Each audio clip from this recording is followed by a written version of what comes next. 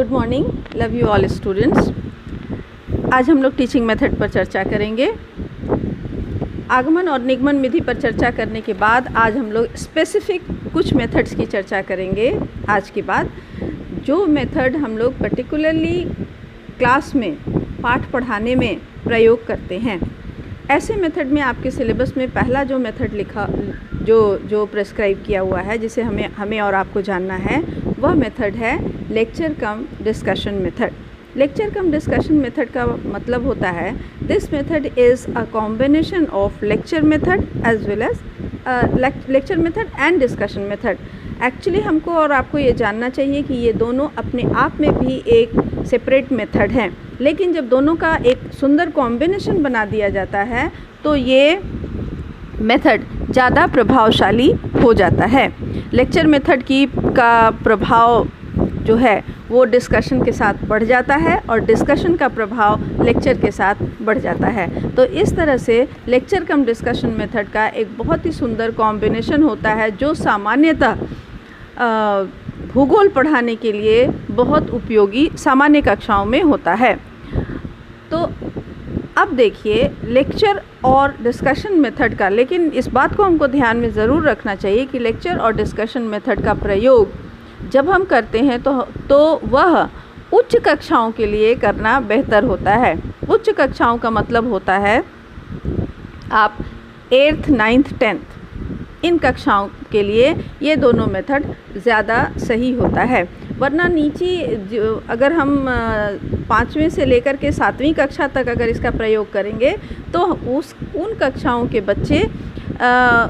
बच्चों का अवधान यानी ध्यान यानी कंसंट्रेशन इतना गहन नहीं होता है और उनकी श्रवण कौशल भी इतना परिपक्व नहीं होता है कि यानी लिसनिंग स्किल उनका इतना परिपक्व नहीं होता है कि वो आप लेक्चर दे रहे हैं और वो सीधा सीधी वो वहाँ से उसको ग्रहण कर लें।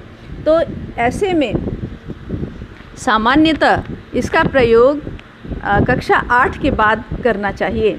कक्षा 8 से प्रारंभ करने से क्या होता है कि कक्षा 8 के बच्चों के पास श्रवण कौशल भी पूरा हो जाता है, लिसनिंग स्किल भी मैच्योरिटी को प्राप्त कर लेती है और साथ ही साथ इन कक्षाओं के बच्चों के भीतर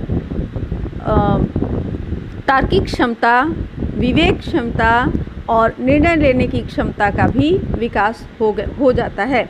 ऐसी स्थिति में जब बच्चे निर्णय ले लेते हैं, जब तर्क संगत विचार करते हैं, ऐसे समय में अगर आप कोई डिस्कशन करते हैं तो वो आपके डिस्कशन यानी विचार विमर्श में वो बच्चे आपके साथ सक्रिय और सार्थक भागीदारी कर सकते हैं। तो इसलिए आपके लिए इस मेथड का प्रयोग जब भी हम लोग करें तो उच्च कक्षा के बालकों के साथ इस मेथड का प्रयोग करना चाहिए। ठीक है, अब चलिए हम लोग बातें करते हैं कि यह मेथड क्या है और क्या डिमांड करता है। यह मेथड एक ऐसा मेथड है जो वाचिक या शाब्दिक अभिव्यक्ति के जरिए प्रयुक्त होता है। This method can be applied by the verbal expression of the teacher के वर्बल एक्सप्रेशन यानी शाब्दिक अभिव्यक्ति के द्वारा यह होता है। And with the combination of discussion method it includes the students participations, their expressions, their verbal expressions also. तो जब हम इसके साथ डिस्कशन मेथड का प्रयोग कर लेते हैं, कॉम्बिनेशन बना लेते हैं, तो यह छात्रों की प्रतिभागिता और छात्रों के वर्बल एक्सप्रेशन यानी वाचिक अभिव्यक्ति को भी अपने अंदर शामिल कर लेता है। इस प्रकार इन दिस मेथड यानी lecture cum in discussion method teacher is active as and at the same time students are also active। एक ही समय में शिक्षक भी सक्रिय है और छात्र भी सक्रिय है। तो ऐसी स्थिति में यह एक आदर्श कक्षा या विधि का निर्माण करता है। चलिए देखते हैं इसमें किन किन कौशलों की ज़रूरत पड़ती है। भाषण का सह विचार विमर्श यानी लेक्चर कम डिस्कशन मेथड में जिन जिन कौशलों की ज़रूरत पड़ती है उसे हम लोग ध्यान से समझेंगे। पहला कौशल जिसकी ज़रूरत पड़ती है वह है भाषा की क्षमता, यानी भाषा कौशल होना आवश्यक है, यानी language skill is needed. Secondly expression skill यानी अभिव्यक्ति की क्षमता होनी चाहिए। अभिव्यक्ति की क्षमता यदि शिक्षक के पास उस क्षमता का अभाव रहेगा तो ज्ञान होने के बावजूद वो अपनी बातें अभिव्यक्त नहीं कर सकता है, एक्सप्रेस नहीं कर सकता है। A teacher can't present his concepts or knowledge before the students without the skill of explanation or skill of expression। तो इसलिए शिक्षक के पास इस क्षमता का होना ज़रूरी है। जब इसके साथ विचार विमर्श विधि को मिलाया जाता है तो it needs the listening skill of the teacher also, यानी जब हम विचार विमर्श मिलाते हैं, जब बच्चे अपनी बात कहने लगेंगे तो टीचर के पास एक और स्किल की ज़रूरत पड़ेगी और वह स्किल है सुनने की क्षमता। So listening skill is also needed for this method. Okay, then there is a need of conversation skill, यानी बातचीत करने का, वार्तालाप करने का कौशल भी होना चाहिए। यानी आप वार्तालाप कौशल का अर्थ क्या होता है? वक्ता जो बात कहता है उसको ध्यान से सुनना और ठीक जो बात वह कह रहा है उसी बात के संदर्भ में अपनी बात को रखना, यानी संदर्भगत बात करना। तो इसको यूँ समझिए कि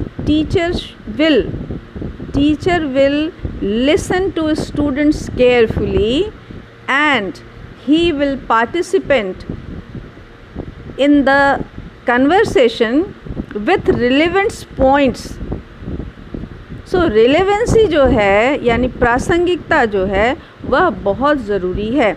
तो यह जो है ये कन्वर्सेशन कौशल का एक बहुत ही ज़रूरी हिस्सा होता है और इसकी ज़रूरत एक शिक्षक को इस मेथड में पड़ती है।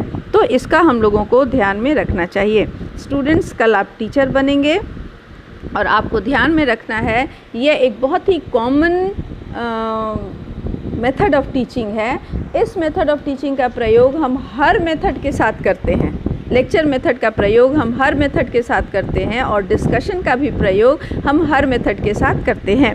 तो हमको आपको इस बात को ध्यान में रखना होता है कि इसके लिए जितने रिक्वेस्टिक, जितने ज़रूरी, जितने नीडेड स्किल्स होने चाहिए वो सारे स्किल्स हम लोग अपने आप में विकसित करना शुरू कर दें। ठीक है, तो अभी हम लोगों ने बातें की कि क्या इस स्किल का, इसके लिए किस किस स्किल की ज़रूरत है। अब हम लोग बात करने वाले हैं कि क्या है इसको परफॉर्म करने का स्टेप क्या है, यानी जब हम कक्षा में इस मेथड का प्रयोग करने लगेंगे तो हमको किस तरह से स्टेप्स का पालन करना चाहिए। नंबर 1, कक्षा में जाने के पूर्व पाठ की तैयारी कर लेना। कक्षा में जाने के पूर्व पाठ की तैयारी कर लेना, यानी पाठ की तैयारी जब पहला स्टेप है तो इसमें आपको ध्यान में रखना होगा कि पाठ से संबंधित जितने भी शब्द हैं टर्म्स हैं, जितने टर्मोलॉजी हैं, उन सारे टर्मोलॉजी को पहले से जान जाइए, पहले से समझ लीजिए, क्योंकि कक्षा में जाने के पास आपको सीधा बोलना है और बच्चों को वर्बल बातें समझानी हैं।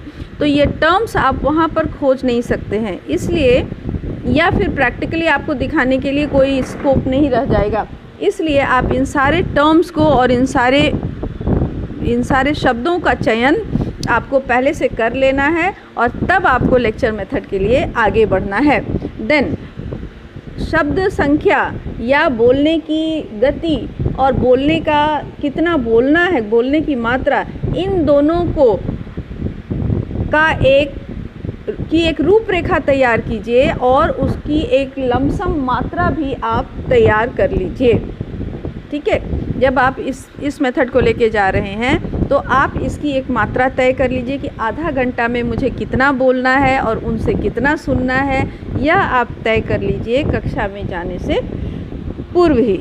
दूसरा, नेक्स्ट मतलब थर्ड, कक्षा में जाने के बाद आप पाठ का परिचय देने के साथ ही आपका लेक्चर शुरू हो जाता है और पाठ के परिचय देने के बाद आप मूल विषय पर आकर मूल विषय से संबंधित जो बातें बच्चों को लेक्चर मेथड से बताएंगे वह बातें बिल्कुल टू द पॉइंट होनी चाहिए, यानी विषय वस्तु केंद्रित होनी चाहिए। ठीक है, तो ये इस बात का आपको बिल्कुल ध्यान में रखना चाहिए।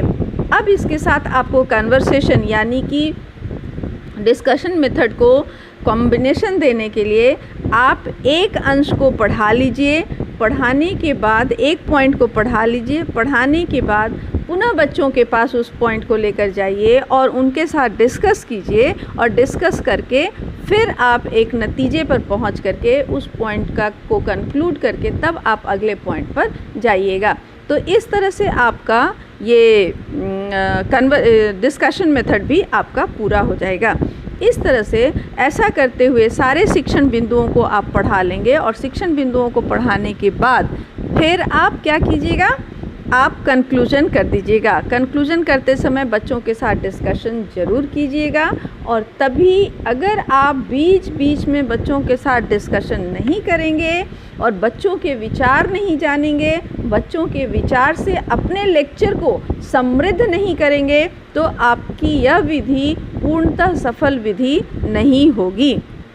ठीक है, तो इसलिए इस विधि को पूर्णतः सफल करने के लिए आपको बच्चों के साथ अपने विचार प्रकट कीजिए, फिर बच्चों के विचार लीजिए, फिर बच्चों के विचार और अपने विचार दोनों को जोड़ते हुए आपको एक निष्कर्ष देना है और फिर अगले बिंदु की ओर बढ़ जाना है।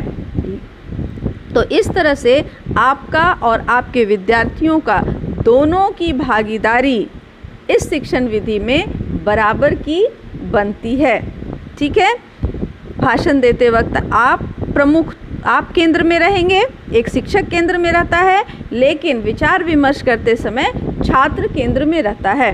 तो इस तरह से भाषण के साथ विचार विमर्श का कॉम्बिनेशन अगर बराबर रहेगा और सही रहेगा तो यह पूरी विधि एक संतुलित शिक्षण विधि के रूप में उभर कर आपकी कक्षा में आएगी और शिक्षक और छात्र दोनों के व्यक्तित्व आमने सामने बराबर रूप से विकसित होंगे और प्रकट होंगे।